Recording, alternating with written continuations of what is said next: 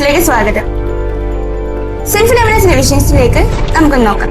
2025 പരിസ്ഥിതി ദിനം നാം ഇന്ന് ആചരിക്കുകയാണ്.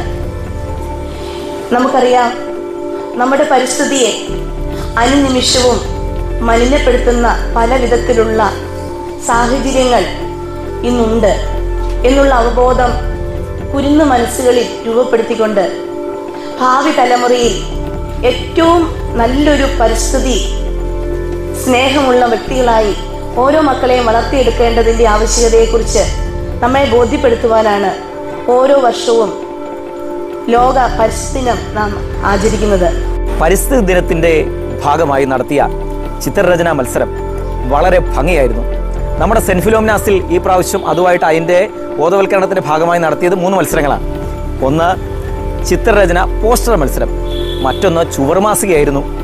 കുട്ടികൾ വളരെ മനോഹരമായി തന്നെ നമ്മളുടെ പ്രകൃതിയെക്കുറിച്ച് അറിയുന്നതിനും അതിൻ്റെ ബോധവൽക്കരണത്തിലേക്ക് ആഴപ്പെടുന്നതിനും പ്രകൃതി ദുരന്തങ്ങൾ സംഭവിക്കുന്നതിനും അതിൻ്റെ വേദനകളുമൊക്കെ ഒപ്പിയെടുത്ത ചിത്രങ്ങൾ ഹൃദയസ്പർശി തന്നെയായിരുന്നു. ഇന്നത്തെ കുട്ടികൾക്ക് മണ്ണിലൂടെ നടക്കാൻ അറിയില്ല, മണ്ണിൻ്റെ മണം അറിയില്ല, അതിൽ നിന്ന് കിട്ടുന്ന ഊർജം എന്താണെന്ന് അവന് തിരിച്ചറിയണം. നമ്മുടെ കുഞ്ഞുങ്ങളെ നഗ്നപാതരായി ഈ മണ്ണിൻ്റെ ഭൂമി മാതാവിൻ്റെ മാറിലൂടെ നടക്കാൻ പഠിക്കുന്നത് എത്ര മനോഹരമായിരുന്നു. പ്രകൃതിയുടെ കലപ്പയായ മണ്ണിര ഇന്നവർ കൈകൊണ്ട് തൊട്ടത്രേ. കാരണം അവർക്ക് ഇക്കിളിപ്പെടുത്തുന്ന ഒരു അനുഭവമായിരുന്നു. ഈ മണ്ണിൽ അവർ ചെയ്യുന്ന എത്രയെത്ര നന്മകളെക്കുറിച്ച് അവരറിഞ്ഞപ്പോൾ, ഞങ്ങളോടൊക്കെ ചോദിച്ചപ്പോൾ അവരുടെ ജിജ്ഞാസ വലുതായിരുന്നു. കാരണം ഈ മണ്ണിന് ചെയ്യുന്ന സമ്പത്ത് വളക്കൂറുള്ളതാക്കി മാറ്റുന്നതിനെക്കുറിച്ച് അവരറിഞ്ഞപ്പോൾ അവർ ആഹ്ലപ്പാടെ സന്തോഷം കൊണ്ട് ഇരിക്കപ്പുറത്തില്ലാതായി. അവർക്കതിനെ എടുക്കണം, ഇക്കിളിപ്പെടുത്തണം, താലോലിക്കണം. അവരുടെ ആ രസം അവരുടെ മുഖത്തേക്ക് നോക്കൂ, എന്ത് രസമാണ് അവർ ഈ മണ്ണിൻ്റെയും മണ്ണിരയെയും ഒക്കെ കൈകൊണ്ടെടുത്തപ്പോൾ. അവരെ നമുക്ക് ഇത്തരം കാര്യങ്ങളിൽ പ്രോത്സാഹിപ്പിക്കാം. അതോടൊപ്പം തന്നെ ഒന്നും മറക്കരുത് കേട്ടോ. കാരണം മണ്ണിൽ കളിക്കുകയും മണ്ണിരയും ഒക്കെ എടുത്തു കഴിഞ്ഞിട്ട് കൈയൊക്കെ നന്നായി കഴുകണം.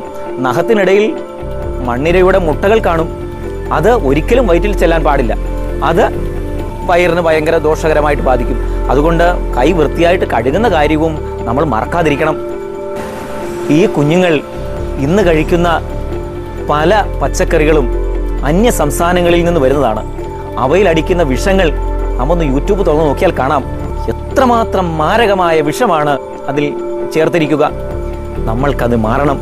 നമ്മുടെ വീട്ടിൽ വിത്ത് പാകുവാനും വളമിടുവാനും അതിനെ താലോലിച്ച് അതിൻ്റെ ഓരോ നാമ്പ് ഉണ്ടാകുന്നതും അതോടൊപ്പം തന്നെ അതിൻ്റെ ഫലങ്ങൾ ഉണ്ടാകുന്നതും കാണാൻ അത് ആ ചുവട്ടിൽ നിന്ന് തന്നെ പറിച്ച് കഴിക്കുന്നത് എത്ര ആസ്വാദകരമാണ്. കാരണം വിഷമില്ലാത്ത ഭക്ഷണം നമ്മൾ കഴിക്കുമ്പോൾ നമുക്കുണ്ടാകുന്ന സന്തോഷത്തിനപ്പുറത്ത് നമ്മൾ ആരോഗ്യം കൂടി സംരക്ഷിക്കുമെന്നുള്ള കാര്യം നാം മറന്നു പോകാതിരിക്കുക. നമ്മളുടെ വീട്ടിൽ ഒരു ചെറിയ തടി നടാം, വിത്ത് നടാം. നമുക്കാവശ്യമായ അടുക്കളത്തോട്ടം നിർമ്മിക്കാൻ കഴിയണം. അങ്ങനെ നമ്മൾ മണ്ണറിഞ്ഞ് വളരട്ടെ, വിഷമില്ലാത്ത പച്ചക്കറികൾ നമുക്ക് കിട്ടട്ടെ. നമ്മുടെ സ്കൂൾ മൈതാനിയിലെ ഞാവല് നമുക്കൊരു അനുഗ്രഹമാണ്. ഓരോ ഇൻ്റർവെൽ സമയത്തും പൊഴിഞ്ഞു വീഴുന്ന ഞാവൽ പഴങ്ങൾ പെറുക്കിയെടുക്കാൻ എന്ത് രസമാണ്. അതൊരു കളിയാക്കി മാറ്റാം. മാത്രമല്ല അതിൽ നിന്ന് വീഴുന്ന ഓരോ ഫലങ്ങളും കഴുകി നമ്മൾ രുചിക്കുമ്പോൾ അവളുടെ ആ കഴിപ്പ് കണ്ടോ, എന്ത് രസമാണ്. ഇതുപോലെ നമ്മളുടെ മണ്ണിലും ഫലവൃക്ഷങ്ങൾ നടാം. നേരത്തെയൊക്കെ നമ്മൾ ഈ മണ്ണിൽ നിന്നുള്ള വിഭവങ്ങളായിരുന്നു കളിക്കാനായിട്ട് ഉപയോഗിച്ചിരുന്നത്. മണ്ണപ്പം ചുട്ട് കളിക്കുക, ഓലപ്പീപ്പി ഉണ്ടാക്കുക, ഓല കൊണ്ടുള്ള എത്രമാത്രം കണ്ണാടിയും പീപ്പിയും ഇങ്ങനെ അനേകം പന്തും ഒക്കെ നമ്മൾ ഉണ്ടാക്കി കളിച്ചിരുന്നു. ഇന്ന് അതിൻ്റെ എല്ലാം കാലം പോയി, പ്ലാസ്റ്റിക്കായി. നമ്മളുടെ ഈ വർഷത്തെ പരിസ്ഥിതി സന്ദേശം തന്നെ ഇതാണ്: പ്ലാസ്റ്റിക് പരമാവധി ഉപേക്ഷിക്കുക, അതിനെ നിർമ്മാർജ്ജനം ചെയ്യുക. ഈ ഒരു ലക്ഷ്യത്തോടു കൂടി നമുക്ക് നാട്ടിൻപുറങ്ങളിൽ തന്നെ നമ്മളുടെ പ്രകൃതിയിൽ നിന്ന് തന്നെ ഇത്തരം കളിപ്പാട്ടങ്ങൾ ഉണ്ടാക്കി നമ്മുടെ അനിയന്മാർക്കും അനിയത്തിമാർക്കും കൊടുത്താലോ? അതോടൊപ്പം തന്നെ നമ്മൾ മണ്ണിനെ അറിഞ്ഞ് മണ്ണപ്പം ചുട്ട് കളിക്കുവാനും അതിൻ്റെ വിഭവങ്ങൾ ഉണ്ടാക്കുവാനും അതിൽ നിന്ന് രൂപങ്ങൾ ഉണ്ടാക്കാനും നമുക്ക് പഠിക്കണം. നമ്മൾ മണ്ണിനെ അറിഞ്ഞ് മണ്ണിൽ നിന്ന് ലഭിക്കുന്നത്, പ്രകൃതിയിൽ നിന്ന് ലഭിക്കുന്നത് നമുക്ക് സ്വായത്തമാക്കാൻ കഴിയട്ടെ. നമ്മളുടെ കളിച്ചിരികളെല്ലാം മണ്ണുമായി ചേരട്ടെ. കാരണം ഒരു നാൾ നമ്മൾ മണ്ണിൽ നിന്ന് സൃഷ്ടിക്കപ്പെട്ടു, മണ്ണിലേക്ക് തന്നെ മടങ്ങും. ആ മണ്ണിനെ ജീവിതകാലത്തും നാം സ്നേഹിക്കുവാനും അറിയുവാനുമുള്ള പഠനമാണ് നമ്മളുടെ സ്കൂൾ വിദ്യാഭ്യാസത്തിൽ നൽകേണ്ടത്. നമുക്കും ഇനിയും അത്തരമൊരു കാലത്തെക്കുറിച്ച് ചിന്തിക്കാം. മണ്ണിനെ അറിഞ്ഞുകൊണ്ട് ജീവിക്കാൻ, മരത്തെ അറിഞ്ഞുകൊണ്ട് ജീവിക്കാൻ, പ്രകൃതി സ്നേഹിയായി ജീവിച്ചുകൊണ്ട് എല്ലാവരെയും പ്രകൃതി സൗഹാർദ്ദത്തിൻ്റെ ആഴങ്ങളിലേക്ക് വിളിച്ചോതാൻ നമുക്ക് കഴിയട്ടെ. സെന്റ് ഫിലോമിനാസ് അതിനൊരു തുടക്കമാണ്. നിങ്ങളും കൂട്ടായില്ലേ? ഇന്നത്തെ ന്യൂസ് ഇവിടെ പൂർത്തിയാകുന്നു.